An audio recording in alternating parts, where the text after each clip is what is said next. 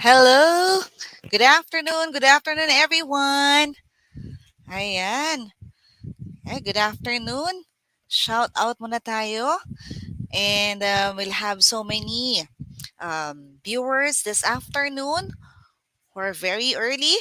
Ayan, we have John, Christian, Miko.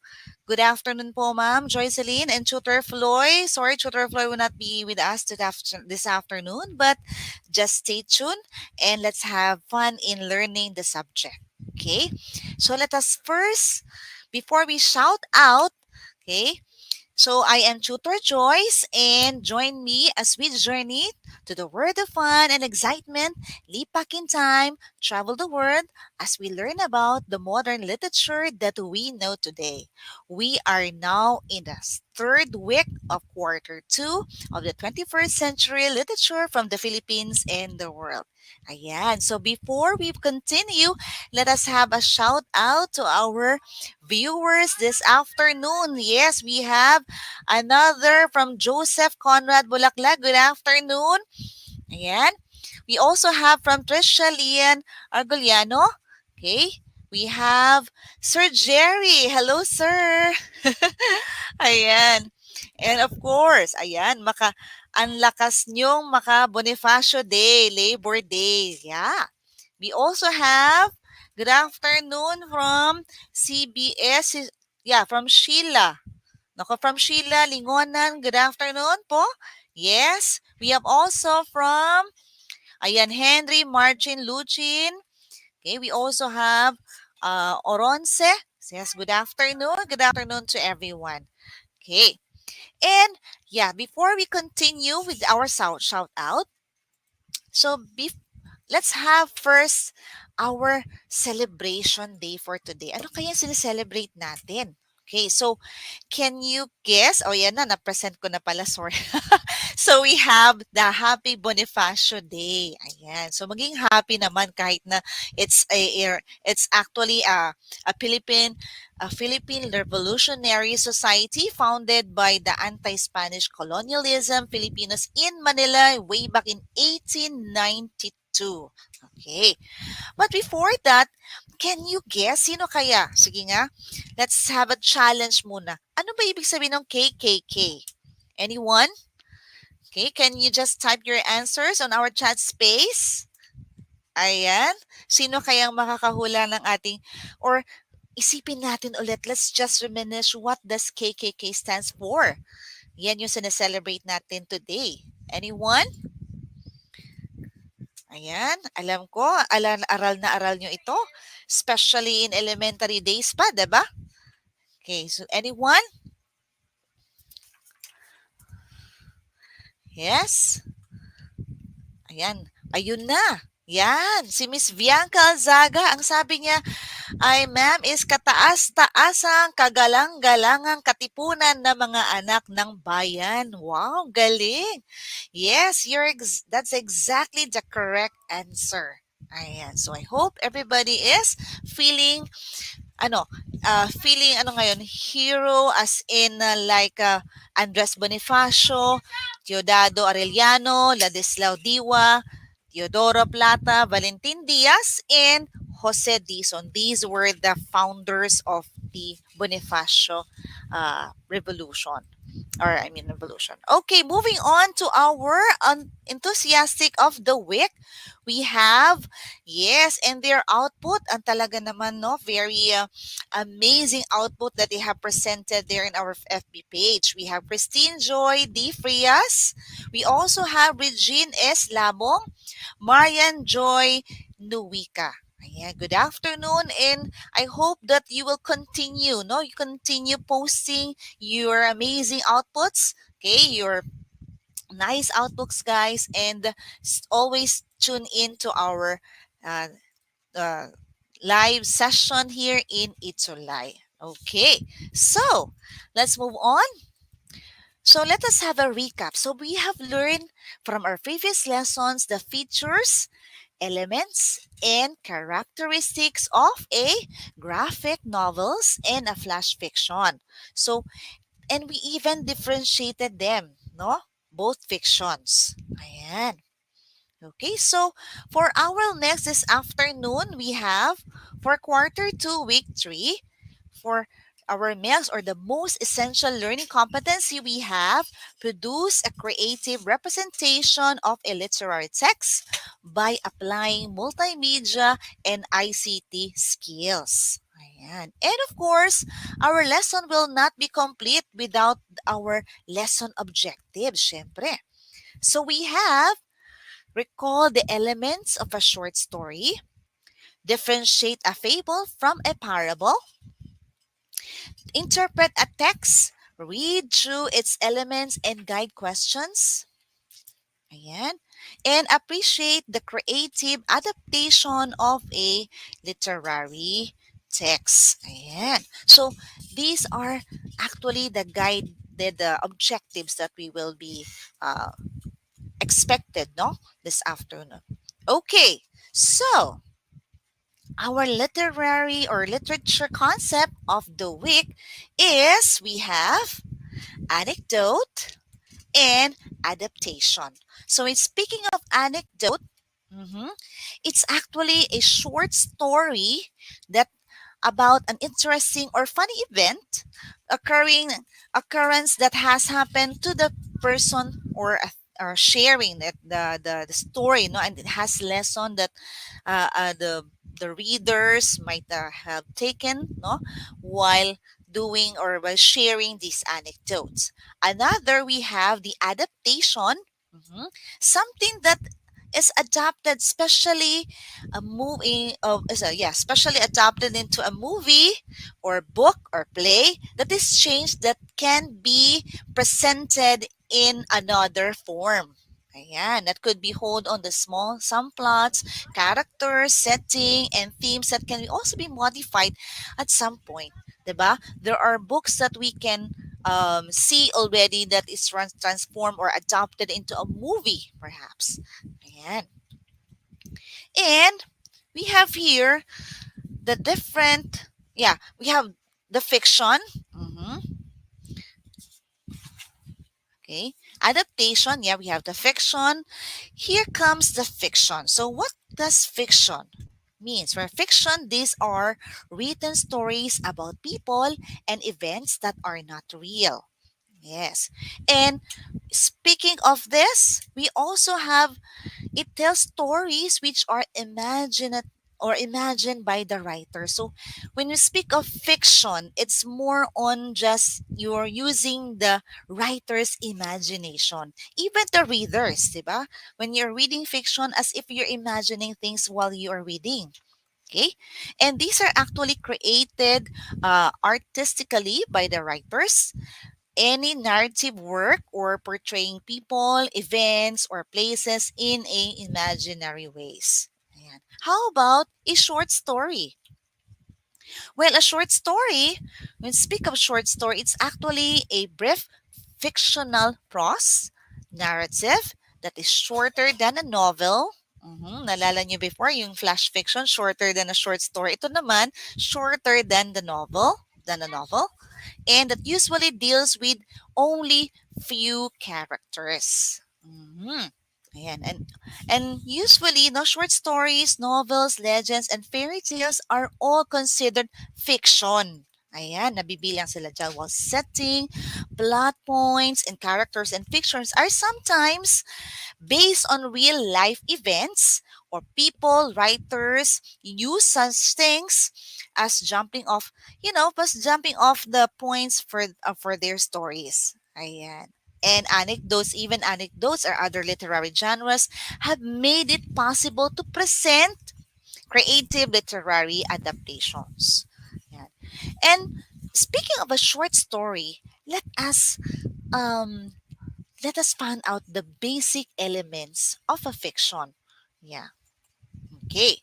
So here are the basic elements of a fiction.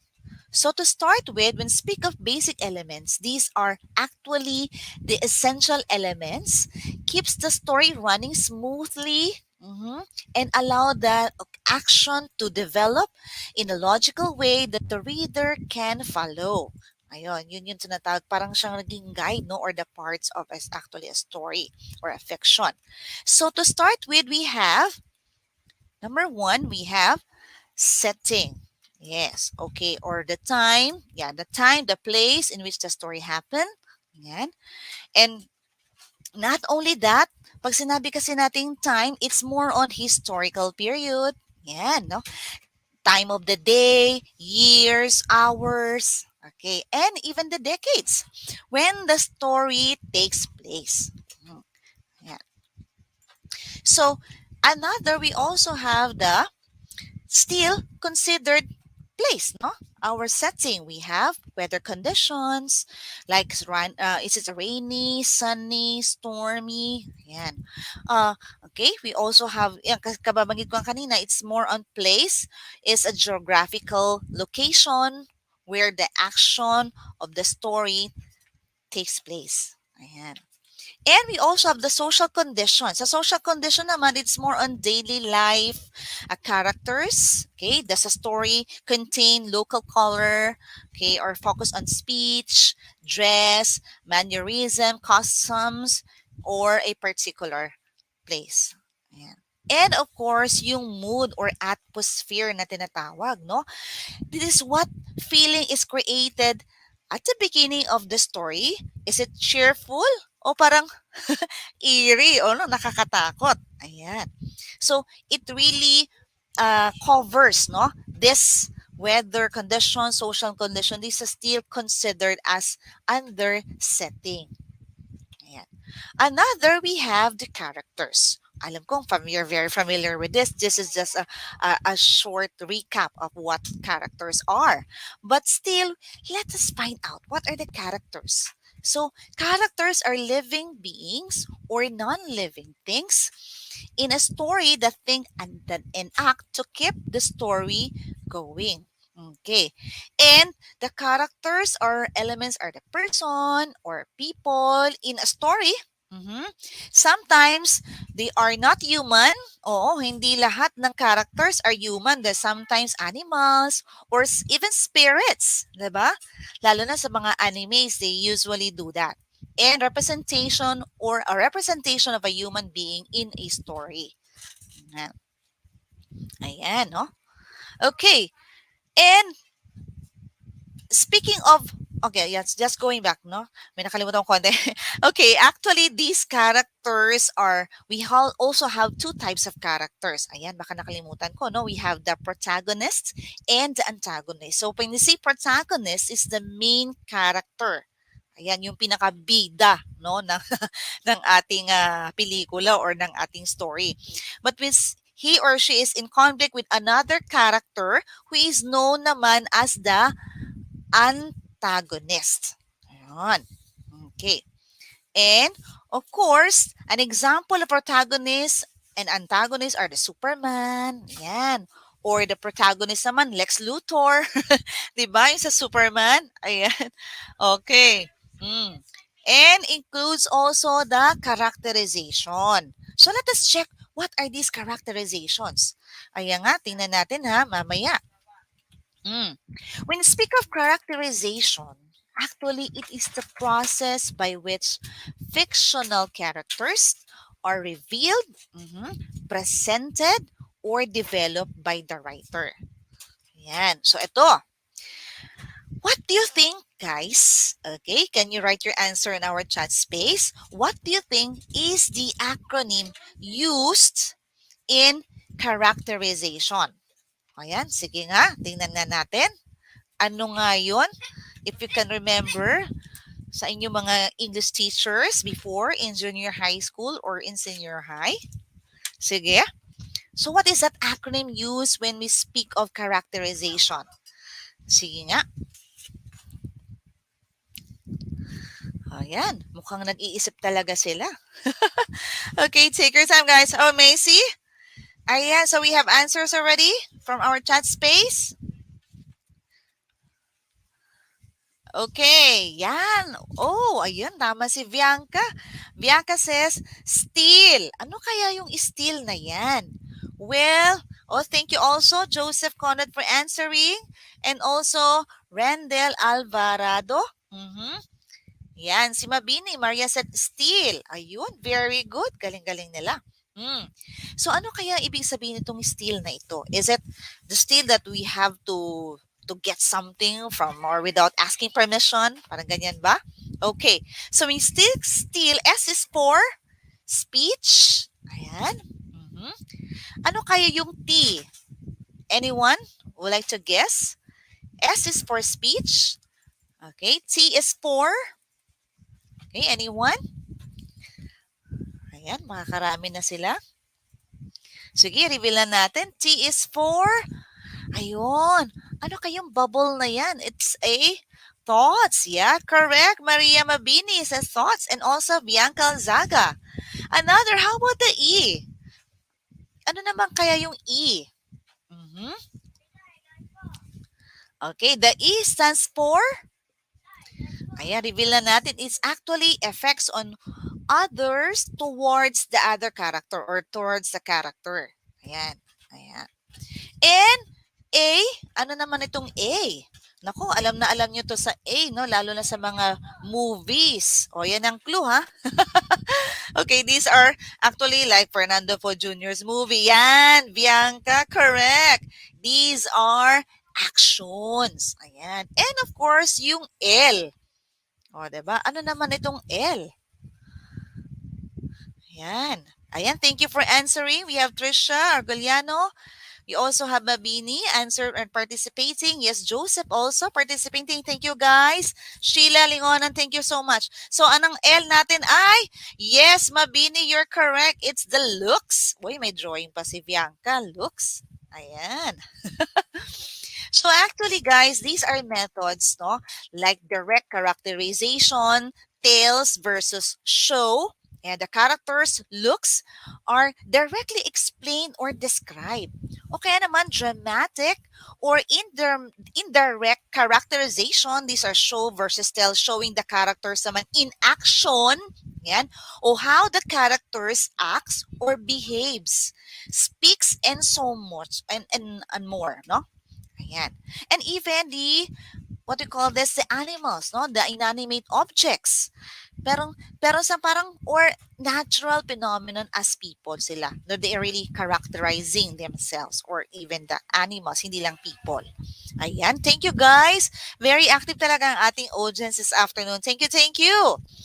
Okay, and another, we also have the dialogues. Ano? Dialogues, actually, these are direct or quoted verbal exchanges between or among characters. And of course, syempre, yung pinakano natin, no? The plot. Mhm. These are actually the action elements. Mhm. Sequence of events in a story.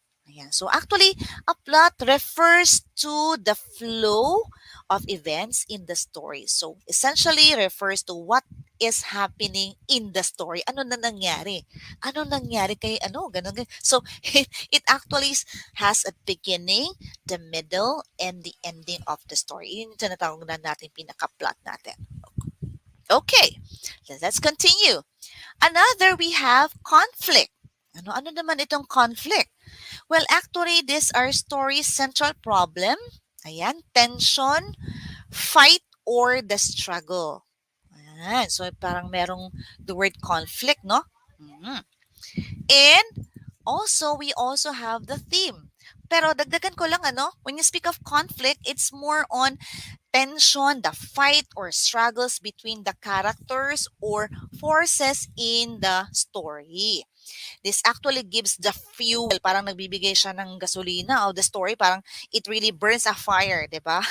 Para nagkaroon talaga ng action. Influences is flow. Without the conflict, then you have no story. 'Di ba? Kasi kailangan may conflict para may challenge at saka para the more you watch it, the more you read the story, the more you will be excited to read it. Ayan. And another, we have the theme. Theme naman is a central lesson or a message in the story. Ayan. It's actually the moral of the story, okay? And underlining meaning or a fictional piece, maybe author's thoughts or topic or view of human nature. So kung ano yung what interpretation or what lesson can you get from that particular story? That is what we call the theme or the central lesson or message in the story. Ayan. Okay. So let's have a face off. Okay, face off ito ng fable versus parable. Ayan. So ano kaya itong face off na to? Actually, it's just a comparison. Let's compare the two, no? The two different fictions that we have here. Ayan. So, both are fictions, right? Pero, these are actually the original meanings of these critical terms. Ayan. So, when we speak of fables, there are stories both teach morals, principles, and general truths about human nature. So, tandaan yan na, guys. So, these are both giving morals and principles, lessons in life. Ayan. But, ayan, well, fables are set in a fantasy world. So makita natin, 'di ba? Parang ang ganda-ganda ng kanyang mga ng setting. Okay, it's a fantasy world set there. While a parable is rooted in the real occurrences, yung talagang katotohanan. Ayan. Okay? So actually, it when we speak of fable, it's actually from the Latin word fabula, a telling or put the emphasis on the narrative, and in the medieval and Renaissance period was often used when speaking of the plot of a narrative. While a parable naman, it's actually a Greek word parabole or a parable, a setting beside suggests a juxtaposition that compares and contrasts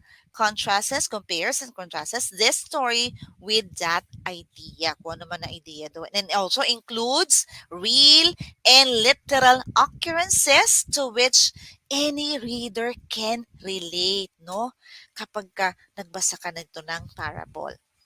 And the examples we have here, yung, di ba, yung talking frog versus prodigal son.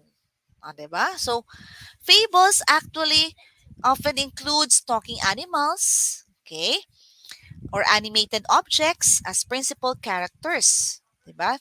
So, and also fables and parables, these audience are easily identified with the characters kasi nga ganun siya. So, meron tayong tinatawag sa fables pag non-human characters, they are used. And then, while the parables naman are the human characters. So, kita mo yung pagkakaiba nila sa the difference. Okay? So this one is more on the device of personalities, also extended on trees. Ayan, pag non-human, winds, streams, stones, and other natural objects. Yan yung sa fable. Okay? And earliest, our tales also include human and gods and as characters. Ito naman yung sa, humans for the parables. But fable tends to concentrate on animating or inanimate. Diba? Yun yung fable. Parang siyang ordinary folk tales. Okay, that fables resembles. Pero, the moral is more on both, no? Meron moral si fable, meron din moral si parable. Okay. Well, parable also contains human characters only. Tandaan natin yan. And they are drawn from the real world situation. Okay. Problems are real struggles of people. Yan yung makikita natin sa parable. Okay. And when, di ba nga, sabi nga, pag yun yung may example natin kanina, di ba, na sinabi ko sa inyo kanina, yung talking frog, okay, sa fable, and then ang example naman natin sa parable is the prodigal son. They are both giving lessons in life, pero they have different when speak of characterization or characters. Yan, kita mo yung pagkakaiba niya. Okay, another similarity of these two fictions, we have both teaches lessons and handed down orally in the past. Parang pinasa siya to the mouth, no? Generation to generation by our elders. Yan. Okay, ang anong pagkakaiba nito? Another, we have, it has an imaginative or non-realistic aspect. And While parables has almost always have a religious, di ba mapapansin mo may mga spiritual aspect ito. You have parang more on religious, okay? More on faith. Ayan, yun sa parable. While a fable, ito naman is more on fantasy, imagination. Ayan. But they are still both giving lessons, no? And lessons in life. Ayan. And, ayan, ano pa, ang pagkakasabi nila, they are both differ in style. Ayun. Magkakaiba silang style. Ito, si Fable, we have detailed, sharply observed social realism. Mhm. Ayan. Ito naman kay Parable, parang mysterism. Parang merong mystery tone ang kanyang style ng writing. Okay? You two guys, once you are asked to write your own, no, in the future, you could be a future writers as a fable. So you can use this actually in how you compare these two fictions. Okay? When speak of fables, these are in writing your style of writing. We have detailed, sharply observed social realism. And ito namang isa yung mysterious. Ayan. Okay. And the examples we have, ayan yung Ace of Fables, no? Talagang sikat na natin yan. Very familiar. The tortoise and the hare, the lion and the mouse. Okay, can you give me other examples, guys? Ano yung mga fables na natatandaan nyo during your elementary days, perhaps? Ayan. Type it down. Sige, tingnan ko nga. Other examples that you have read? Beautiful fables? Ayan. Sige nga. You can type on our comment section. Ayan, meron tayo dito. Ayan, the ant and the grasshopper. Kung natatandaan nyo, di ba? Ayan. Okay. Another examples, also among tales, ano ito? Yan. Oh, hello po, Marisol Cedron, watching from Pilar, Bulinaw, District of Pangasinan. Hello, hello. Okay? And we also have this, ito yun, yung 1001 Nights. Yun. Okay. Meron pa tayo dito. We have Geoffrey Causer, The Canterbury Tales. Yan. Ito si Yes, Trisha, the goose with the golden eggs. Okay, yes, Joseph answered pala. Meron tayong The Wolf and the Sheep. Very good, Joseph. Trisha. Si Joyce naman, The Beauty and the Beast. Oh, yes. Aha. Wolf and the Sheep by Miko naman. And we also have Gambota says, The Lion and the Mouse. And De Guzman, Joyce, meron pa siya isang sagot, The Fox and the Crow. Ang dami, diba? Okay. So, ayan. These are actually well-known children's tales featuring, ito naman ay parang merong tinatawag na caution fable, no? It's not only giving lessons in life, but there is also a caution fable. Ano kaya ito? Yan. Ano, sino to? Can you guess the title of this fable? Anyone? Kindly type it down. Yes, may sagot si Ferlin, the fox and the grapes. Patrick answered, Patrick James Martin, the egg and the shell. Sino pa? How about try to guess the story? This is actually, yes, correct. Mabini says the Little Red Riding Hood. Ayan. Okay. No? So, these are actually modern as writers, no? Like yun si Dr. Seuss uses aspect of fables in their work. Ayan. And also many modern stories or traits of fables. Although they're much more complex stories lines, no? Like parang yung ito isa. We have here, ayan, kay George Orwell, yung Animal Farm. Okay? Ayan. Or yung mga fixer films. Okay. Ano mga fixer films? We have yung Toy Story. Very end, yung Cars. Ayan. Diba? This has actually modern stories na ito. Okay. And we also have secular examples. of parables, again, go as far as back as Aesop. Yeah, so well-known fairy tales is equal to secular parables. We also have the Hans Christian Andersen, yung Emperor's New Clothes. Remember? Oo, na the king thought that he has a new clothes but actually doesn't have. Okay, and he went to a parade like that. So kita mo talaga. Ayan. Okay, another we also have the eto na yung another characteristic of a parable, the majority are religious in nature. Ayan, yung the parable of the sower, ayan, the rich man and the Lazarus.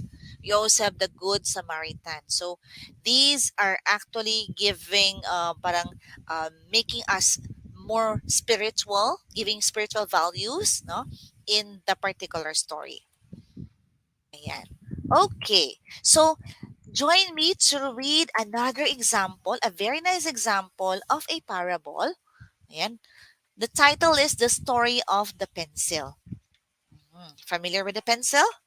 Okay. So, before we continue reading, can you give me just a very short for you guys? What is a pencil? Okay, can you write it down in our comment section? Pencil is what for you? It symbolizes for you. What is it? Can you write it down? Mhm. So, pag sinabi natin pencil, usually we use that for school in writing. Yeah? Another. Yes. Yeah, Bianca said, use in drawing and write. Wow, no, syempre, drawing and writing. Siguro artist ito si Bianca, ano? Okay. Another from Joseph for writing. Yeah, for writing. Pencil is a drawing material. Correct. Okay, another. Mm-hmm. Ayan. So, and a lot more. Di ba yung ginagamit natin? And of course, di ba sa pencil, meron tayong tinatawag na eraser. So, this afternoon, the story that we will be reading is the parable from the Coelho novels like the flowing river, or an excerpt from the novel like the flowing river. Ayan. Okay. So, which was written by, it's a thought-provoking story. Mhm. Okay, wait lang ha. I just given a very very short introduction about this one. It's actually a thought-provoking story about a non-script object that gives powerful message later on. Try to find out what is this powerful message, okay? And read the story aloud to yourself. Ayan. Together with me. I want you to read with you guys. Ayan, sa inyong mga bahay. Ayan, sa inyong, kung nasan man kayo ngayon. Okay?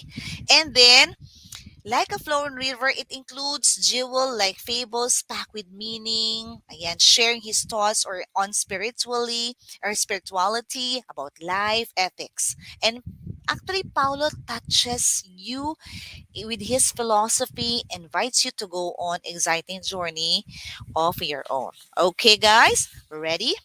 Okay, you can read with me, everyone. Okay. A boy was watching his grandmother a letter. Writes a letter. At one point, he asked, "Are you writing a story about what we have done? Is it a story about me?" And then his grandmother stopped writing her letter and said to her grandson, "I am writing about you. But more important than the words, the words is the pencil I am using. I am writing, I'm using. I hope you will be like this pencil when you grow up." Intrigued, the boy looked at the pencil. It didn't seem very special, but it is just like any other pencil I ever seen. That depends on how you look at things. It has five qualities, which, if you manage to hang on them, it will make you a person you always at peace with the world. First quality, okay, take note, guys. The first quality, you are capable of great things, but you must never forget that there is a hand guiding your step. We call that hand God, and He's always guides us according to His will. Second quality, now and then I have to stop writing and use a sharpener. That makes a pencil suffer a little, but afterwards, he's much sharper. So, you too must learn to bear certain pains and sorrows because they will make you a better person. Third quality, the pencil always allows us to use an eraser. Para saan ba eraser? To rub out any mistakes. This means that correcting something we did is not necessarily a bad thing. It helps to keep us on the road to justice. Fourth quality, what really matters in a pencil is it's not its wooden exterior, but the graphite inside. So always pay attention to what is happening inside you. Finally, the pencil's fifth quality, it always leaves a mark. It's in just the same way you should know that everything you do in life will leave a mark.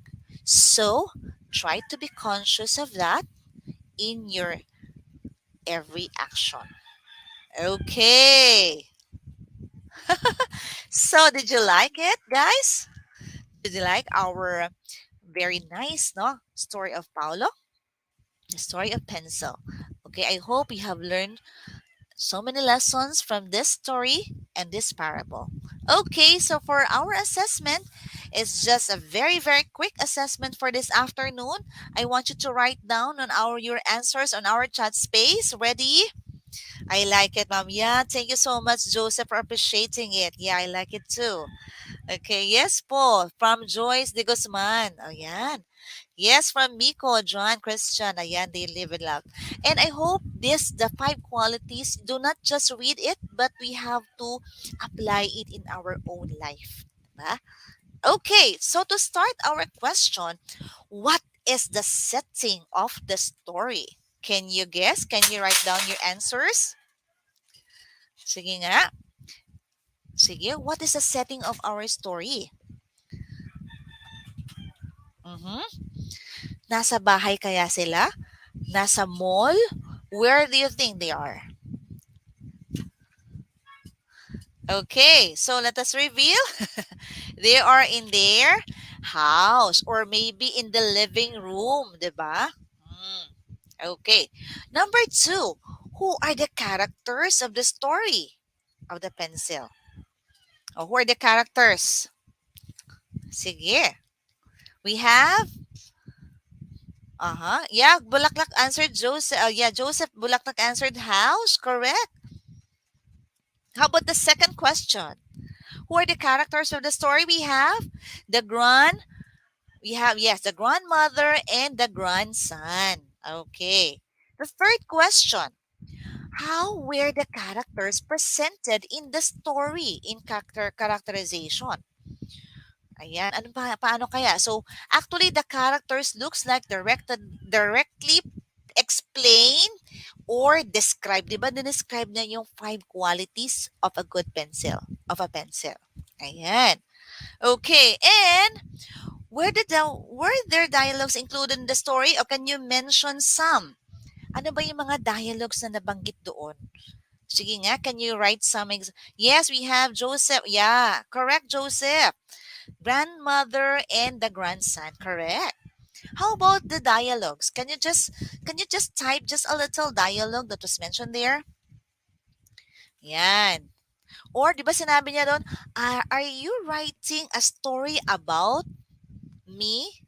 Okay, is it a story about me? O, di ba? Tumagot naman si grandmother, I'm writing about you, but more important than the words is the pencil I am using. So these are the dialogues. Okay. Ayan, what is the purpose behind the sharpener? Ayan yung sharpener natin kanina. So actually, when you say sharpener, it requires polishing as well for a pencil to write, diba? Okay, we use it for sharpening the pencil or to write well in a sharpened or polished, a sharp pointed pencil writes better than a blunt one. Syempre naman, ano? And of course, like an artist, pag tayo naging artist na, we have to make sure that the pencil is well sharpened. But as human beings, we are also required polishing and sharpening to make us more valuable. Diba? That's the most important meaning of this purpose. The purpose of the writer, Paulo. We will need to be make our decisions toughing instead of breaking down, or our sharpening happens during tough times, 'di ba? And tough times come to build us and prepare us for a better responsibilities in the future. Ayan. So here we have answer. It teaches us that the main makes us, wow, very good, Miss Bianca Azaga. Sabi niya, it teaches us the pain makes us a better person. Ayan. Good job, guys. Okay. How about the eraser? Ano naman ang eraser? Okay. So what's the purpose of the eraser used by Paulo in our story? So actually, these are learn from your mistakes and make corrections. Diba? So actually, a pencil is useful thing in our daily life, but we use it to write things down, to draw. Okay, tama kayo yung mga sagot nyo kanina, diba? I asked you to write. Okay. Yeah, correct, Joseph. The sharpener is used for sharpening. Human beings make a lot of mistakes. And we agree with that, no? Because we are not perfect. Tama naman, di ba? But we can learn from the mistakes and become a better and a wiser person. Okay, good job, everyone. Ayan, may sagot pa si Joseph. Okay, he answered, it uses the erase anything in writing, and not only in writing, nak, no? It's also more on in mistakes in our life. Okay, so great job, everyone. Okay, ayan. So for our sneak peek, for next meeting, we have Creative Literary Adaptation Part 2. Okay. And speaking of this adaptation, we have ICT components, skills for the Part 2, multimedia benefits, characteristics, types, formats, and files, extension, digital picture, and story. And for our task for the week, we have, I want you to read your favorite fable or parable, then try to identify the basic elements of a short story of that particular story that you have, like the Paolo or the pencil that we have read this afternoon. Okay? And try to post it to our FB page, and you make it creatively done and enjoy reading, everyone. Okay, we would like to leave this inspiring quote by Maya Angelou. There is no great agony than bearing an untold story inside you. Okay, so there you have it, guys. So we are inviting everyone to read stories that you love and learn lessons from it. Okay, so that's it. Don't forget to subscribe to our DepEd EdTech Unit Facebook page and YouTube channel accounts, EdTech Unit, DepEd Philippines, to visit and share our episodes. Once more, I am your tutor, Joyce, saying have fun exploring the different concepts, texts, in your weekly habit here in the 21st century literature from the Philippines and the world. Make sure to tune in for our next class, Reading and Writing with tutor Jess, and Zen and Creative Writing with tutor Kit and Jerry. Thank you for watching, guys.